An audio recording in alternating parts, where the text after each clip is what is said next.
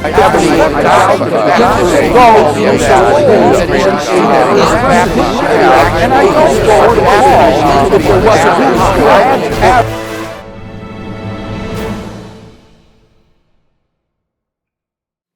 today we want to continue our discussion of the moral argument for God's existence. Last time we looked at the defense of the first premise that if God does not exist, then objective moral values and duties do not exist. And I finished up last time by emphasizing that we have to correctly understand the question. The question is not, must we believe in God in order to live a good moral life? No, I think we all know unbelievers, many of them family members perhaps, who live good and decent lives. Similarly, the question is not, can we recognize objective moral values and duties without believing in God? Yes, we can. In fact, the Bible teaches this. The Bible teaches that the demands of God's moral law are written on the heart of every human being, so that even people who have no special revelation from God at all, nevertheless have a kind of instinctual grasp of the moral law and its requirements. So you needn't believe in God in order to know your moral duties or recognize them. And again, the question is not, can we formulate a system of ethics without reference to God? If the atheist is willing to concede the intrinsic moral value of human beings, then he can probably work out an ethical code of conduct with which the Christian or theist will largely agree. Rather, the question before us is, if God does not exist, are there objective moral values and duties? And I've argued that in the absence of God, there simply isn't any plausible foundation for affirming the existence of objective moral values or duties.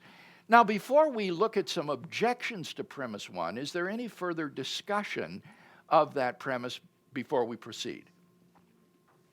And so to rephrase that, a rose by any other name is still a rose. And so if they believe in intrinsic moral values, absolute, then wouldn't that just be a different name for a characteristic of God, even though they don't acknowledge that? Well, insofar as I think that ultimate moral values are founded in God, yes, I think that would be true. They wouldn't recognize their source, but they would recognize, for example, that love is a virtue and hatred is a vice. And in that sense, they grasp something of the nature of God, that God is love. Yes, Don Penny. Bill, correct me if I'm mistaken, but if there is no God, how can there be any objective? Everything then becomes subjective, does it not? Well, I'm not claiming that. I think that would need to be argued. For example, is there objective truth if there is no God? It would seem to me, at least at face value, that if God did not exist, but the universe still existed, there would be objective truths. For example, it would be true that God does not exist. It would be true that you exist, and that wouldn't be in any way subjective or relative or person-dependent. It seems to me there would still be objective truth. But when it comes to things like moral values, it does seem to me that everything would be subjective. And that might also be the case with regard to aesthetic values, the beautiful versus the ugly. In the absence of God, are there objective aesthetic values? Or is beauty, as they say, merely in the eye of the beholder? I'd be very open to a kind of theistic argument based upon the objectivity of aesthetic values. But I'm not running that argument at this point. We're concentrating simply on moral values and duties. Okay, I guess my problem comes with the fact that the universe is not comprised simply of mankind. There are also huge, vast numbers of animals who, if they are objective moral values, why don't they have them? They don't. They do what they have to survive. Yes, I think that's right. Animals aren't moral agents. And as I said, if God does not exist, then we're just a relatively advanced primate species on this little planet, somewhat higher than apes. And it's difficult to see why we would have moral obligations that they don't. I wonder, could you extend this to like, from moral duties to like epistemic duties as well, like objective epistemic duties? For example, I ought to believe that which is the case regardless of its utility. Yeah. It seems like without God, we're sort of in a similar situation.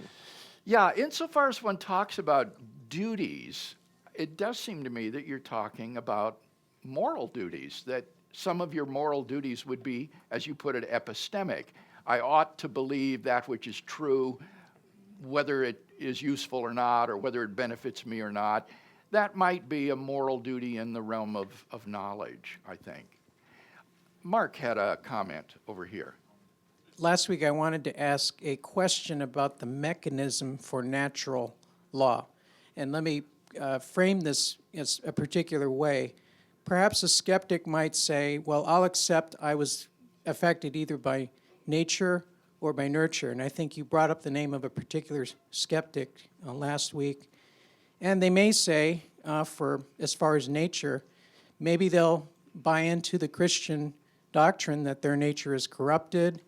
And then on the nurture side, they may say, I'm a skeptic. I'm not being nurtured by a Christian community. I grew up with atheists. I don't know anything about the Bible. So the question might be from a skeptic, how can we explain the mechanism for how people can know natural law? This isn't part of the argument, Mark, and I don't have any particular view on that. I'm totally open to any theories about how we come to know our moral duties.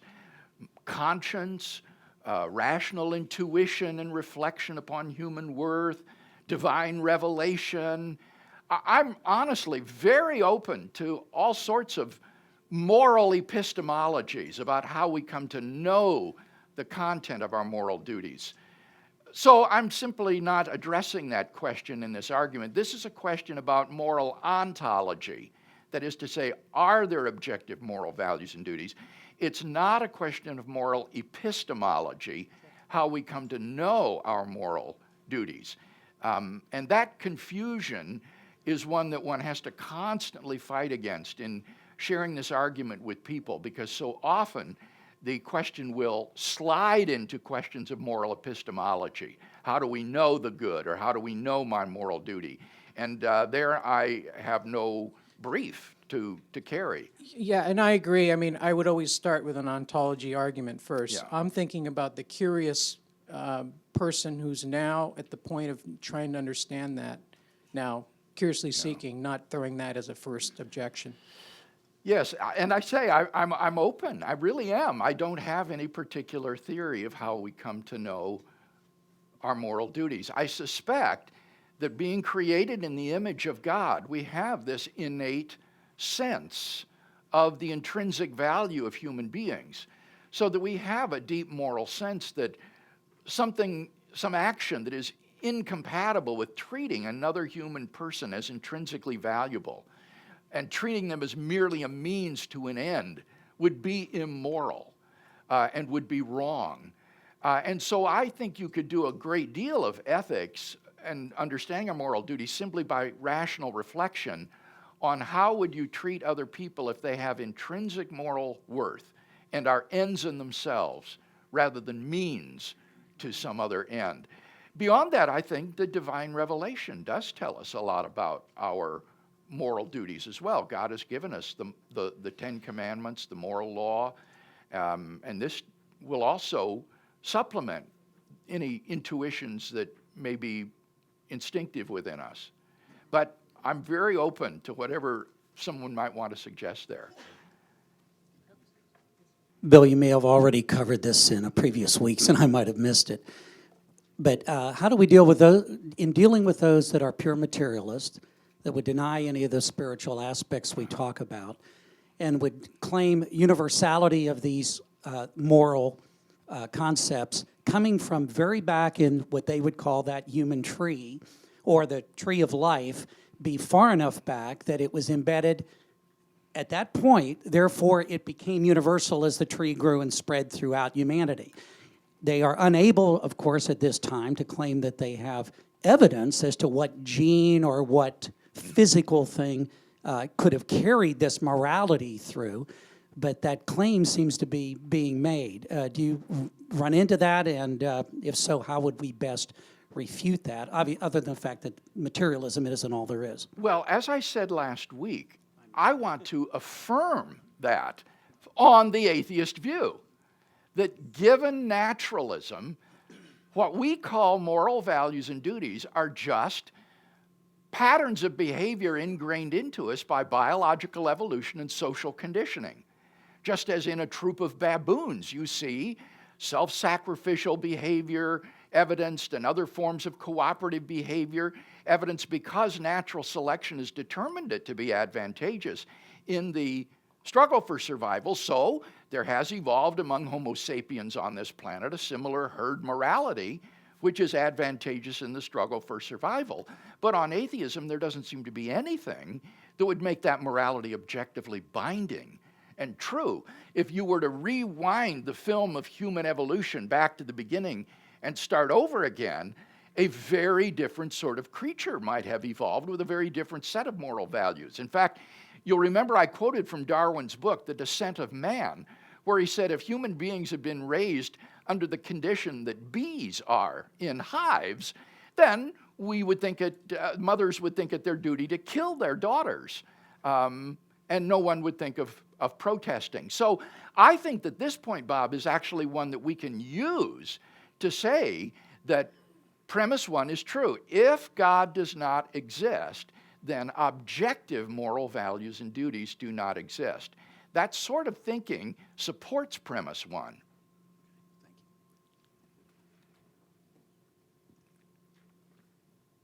Yes, over here.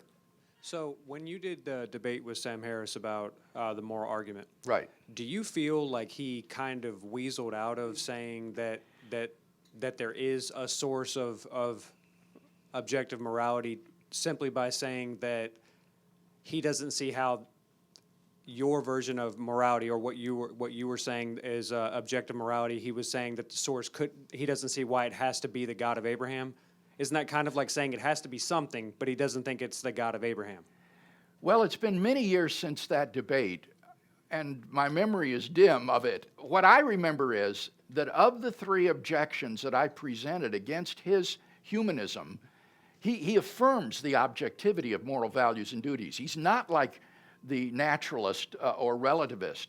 He wants to affirm the objectivity of moral values and duties, but he grounds them in human beings, that whatever is conducive to human flourishing is good, and whatever detracts from human flourishing is bad.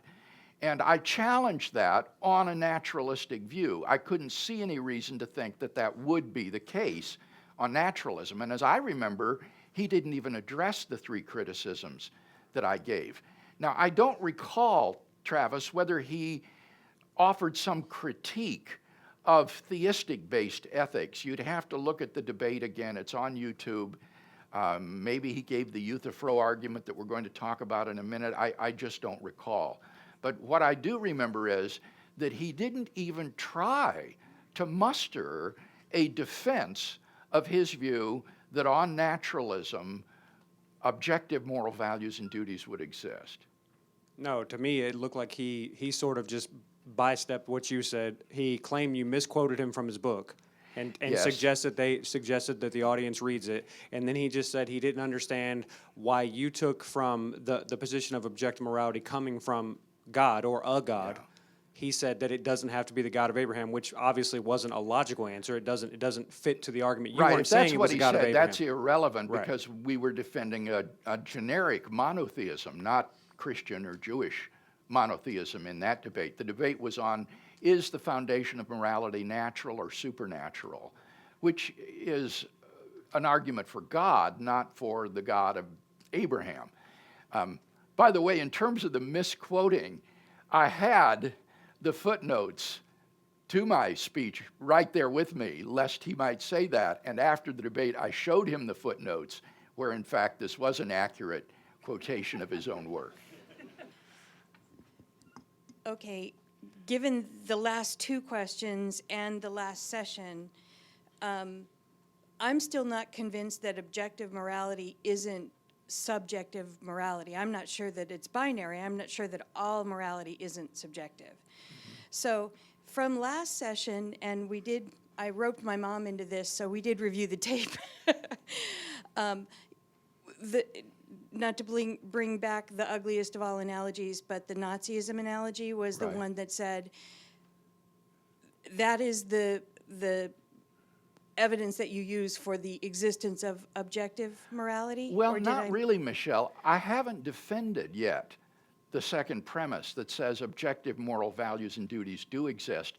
All I've defended is the first premise, which says that if God does not exist, then objective moral values and duties do not exist. The Holocaust illustration was not an illustration or meant to prove that moral values and duties are objective. It was to illustrate what one means by objective versus subjective. And what I said was, to say that the Holocaust was objectively wrong is to say that it was wrong even though the people who carried it out thought that it was right, and that it would still be wrong even if the Nazis had won World War II and brainwashed or exterminated everybody who disagreed with them, so that it was universally agreed among mankind that the Holocaust was good. To say that it was objectively wrong is to say that it would still be wrong even if it were universally agreed among human beings that it was okay. So that was all that illustration was meant to show, is the difference between objective versus subjective. Do you want to follow up? No, I want to get out of the way and go to the next point. Okay, good. So the question still remains, was the Holocaust objectively wrong? We haven't talked about that yet. But before we come to that, we need to consider objections to premise one. I've given a defense of it, but there are clearly objections to it. And the first objection that will be brought up if you present this argument will be the so-called Euthyphro dilemma. Now, this is on the back page of your outline under 3.1, but I want to move it here under premise one. This is where it really belongs. The Euthyphro dilemma is really an objection to premise one. And the name comes from a character in one of Plato's dialogues named Euthyphro. And the dilemma basically goes like this. Is something good just because God wills it? Or does God will something because it is good? Is something good just because it's willed by God? Or does God will it because it is good? If you say that something is good just because God wills it, then what's good and evil becomes arbitrary. God could have willed that hatred is good, and then we would be morally obligated to hate one another and seek to do one another harm. And that seems crazy. Some moral values, at least, seem to be necessarily the case, and not just arbitrary in that way. But if you say that God wills something because it really is good, and because it's good, that's why he wills it, well then the good is independent of God, contrary to premise one. In that case, objective moral values and duties exist independently of God. And it's not the case that if God were not to exist, objective moral values do not exist. So this is the so-called Euthyphro dilemma. Well, we don't need to refute either horn of the Euthyphro dilemma because the dilemma that it presents is a false dilemma. It's not a true dilemma, it's a false dilemma. Namely, there's a third alternative, that God wills something because he is good. God wills something because he is good. Now, what do I mean by that? I mean that God's own concrete nature is the standard of goodness. And his commandments to us are in turn expressions of his nature. In short, our moral duties are constituted by the commands of a holy and loving God. So, moral values are not independent of God because God's own character determines what is good. God is essentially compassionate, kind, impartial, fair, and so forth. His nature is the moral standard which determines good and bad. Just as a high-fidelity recording is measured by how closely it approximates to the sound of a live performance, that's what we mean by high fidelity, so moral actions are measured by how closely they approximate to God's own nature. God's commands, in turn, reflect his moral character, and therefore they're not arbitrary. So if the atheist asks, well, if God were to command child abuse, would we then be obligated to abuse our children? He's asking a question like, if there were a square circle, would its area be the square of one of its sides? The question has no answer because what it is predicated on is logically impossible. So, the Euthyphro dilemma presents us with a false choice, and we shouldn't be tricked by it. You don't have to choose either horn. There's a third alternative. Namely, the morally good or bad is determined by God's nature, and the morally right or wrong is determined by his will. So the morally good or bad, moral values are rooted in his nature, and the morally right or wrong, that is, moral duties, are determined by his will. God wills something because he is good, and something is right because God wills it. And this view of moral theory has been defended eloquently in our day by such prominent philosophers as Robert Adams, William Alston, Philip Quinn, and many others. And yet, atheists continue to attack the straw men erected by the Euthyphro dilemma. For example, in the Cambridge Companion to Atheism, published in 2007, the article on God and morality, which is written by a very prominent ethicist, refers neither to the work of these men nor to the alternative that I've just laid out, but it attacks only the view that God arbitrarily made up moral values, which is a view that I am not acquainted with being defended by anyone today. No one I'm acquainted with defends that view. Any comment or question then on the Euthyphro dilemma? Yes, we'll go to Jim here first. Wait, Jim. Let's go to Jim first with the mic. Yes, here we are. Could you please repeat the first alternative? Right, the two alternatives. Something is good just because God wills it. That's the first alternative. Something is good just because God wills it. In other words, moral values are rooted in the will of God. The other one is that God wills something because it is good. It's good in and of itself, and God, being a good person, wills it. So God wills them because it is good. Did you refute those now? No, you don't need to refute them, Jim, because it's a false dilemma. See, if this were a true dilemma, it would have the form, say, A or not A. And then you're stuck in a true dilemma where the alternatives are logical contradictories. There's no middle ground. Then you've got to refute one of the alternatives, right? But that's not the form of the Euthyphro dilemma. The form of the Euthyphro dilemma is A or B, because those aren't contradictories, those two alternatives.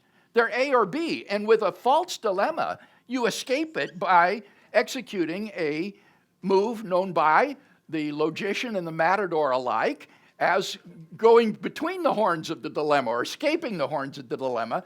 You suggest some third alternative, C.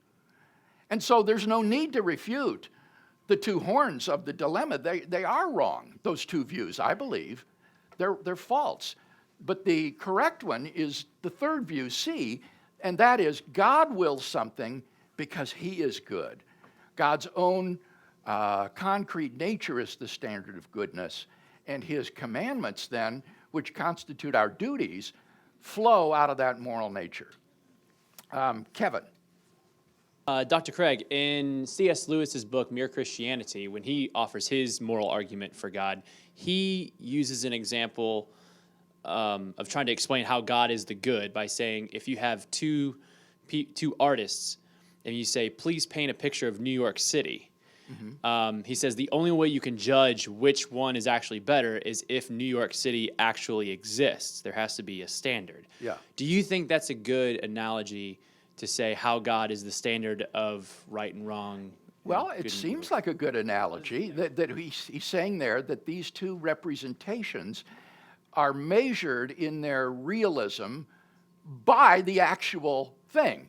And so in the same way, let the artistic representations be moral actions by human beings, and let God be New York City, and the goodness or the badness of the actions will be measured by how closely they approximate to God himself. Are they loving? Are they fair? And so forth. So that seems to be a good analogy. I also like the analogy I gave of the high fidelity recording, that something is high fidelity insofar as it approximates the sound of the live orchestra. And again, there, the moral actions would be like the recordings, and the live performance is God. Yes, Drew. Yeah, so this commits you to essentialism, basically, that God has essential properties, right? Yes. So, all right, so of course this would be very difficult. I guess it'd be difficult in Unitarian monotheism, the idea that God is one person, to hold to God as essentially good, right? Because there's some possible state of affairs where God exists without anything else. And so his moral properties, sort of harder to see if they're exemplified. Okay, if I understand where you're going with this, Drew, I think Drew is suggesting that on a Unitarian view of God, where God is just an isolated person, all alone by himself, he wouldn't be able to exemplify certain moral properties like being loving, unless he just loves himself. And a Trinitarian view of God has a fellowship of divine persons with an inner Trinitarian love relationship between Father, Son, and Holy Spirit, so that God is essentially loving within his very being, with no need of creatures to love in order to be essentially loving. Is that the idea? Yeah, I have a suspicion that a Unitarian monotheist like a Muslim really couldn't resort to this to get out of the Euthyphro dilemma. Well, that may well be the case, and I think that is one plausibility argument for Trinitarianism that I've defended. Yes, Cody. Just pass it around the table. Yeah, around the table here, okay. Yeah, I know you said you didn't need to refute the A or the B, but for just humor me, I wanted to ask a little about the voluntarist. The idea that God wills something's good because God wills it, because a lot of the people in the Reformed camp that I talk to, i.e. Calvinists, do actually hold to views like that. Even Gordon Clark, I know, was an adamant voluntarist. So that they'll say... Let me just interrupt, Cody, to say, did you notice the word he's using here? We want to highlight that word. Voluntarism, that's the view that moral values are rooted simply in the will of God. God just decides that it's good to be loving, but he could have decided that it's good to be hateful. That's the voluntarist view. That's one horn of the Euthyphro dilemma that I'm rejecting. Go ahead. Yeah. And his claim is that certain Reformed theologians seem to favor this voluntarist horn. Yeah. Now, part of the reason why someone like me or you, I think we may reject that is because of this idea that, well, it seems very counterintuitive to say that God could have, made it our moral duty to say rape or kill other people. That seems wrong. Well, but a lot of times what they respond with is they say, well, but the only reason you have that intuition Right. is because God has arbitrarily willed that you have it. And so, therefore, they seem to think it seems to defeat the problem. Yes, and I do think that's a powerful response. In other words, what they can say is, of course you think that hatred is wrong, because it is wrong. God has decided that it's wrong. So of course you have the moral intuition that it's wrong. What else would you expect? God has decided that it is wrong, and you have this instinctual grasp of the moral law. So that doesn't refute the view that God just sort of made up these moral values. And I think that is a very powerful rejoinder. But here's how I put the objection. It seems not simply that these things are wrong, but that they're necessarily wrong, that there is no possible world in which it would be good to be consistently hateful and to abuse children and so forth. And that, I think, is not so easily dismissed, because there we're talking about a modal intuition that isn't grounded in God's will, right? Because he just decided in this world that it's wrong. But given that moral values seem to be necessary, they hold in all possible worlds, and therefore couldn't be, it seems to me, simply the result of his will. So that would be how I would respond to that attempted defense of voluntarism. Last but hopefully not least, well, you can have an attribute without necessarily needing to express it. If you wanted to take, a non-Trinitarian point of view, you could be stranded. You can have the capacity for love and be stranded on a desert island and not have that ability to express it. But that doesn't mean it's not there. Yeah, what Bruce is saying is that something like being loving could be a dispositional property that the Unitarian God has, namely that if other persons were to exist, then he would love them. Just as, say, a good-natured person marooned on a desert island would have a disposition to be loving to others, even if there isn't anybody there on the island to love. I feel the analogy, I hear it, but it seems to me that we want to say more than that about God, not simply that God has a disposition to love people if they did exist, but that he actually is loving, that his character is such that he gives himself away in love to another person. And I think that demand is better meant on a Trinitarian view of God than on a Unitarian view of God. On the Unitarian view of God, God existing alone isn't an actively loving person. He would just at best have a disposition, and I think that's not fully adequate to the greatest conceivable being. I would agree. Okay. I was just trying to answer the Unitarian. You were defending the Unitarian. No, I was trying to answer. If somebody said he's not, how can he have a property of loving unless he's, if he's a unity, and he could have that attribute and still not be able to express it. Yeah. But I would, of course, accept the Trinitarian concept that his goodness is inherent in his being. Yeah. All right.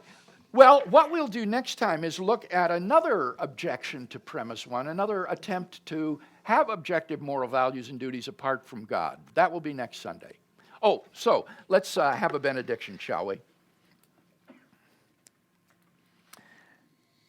And now may God, the source of all virtue, produce in you love, joy, peace, patience, kindness, goodness, gentleness, faithfulness, and self-control as you are filled with the Holy Spirit and walk in the power of the Spirit this week to the praise of God's glory.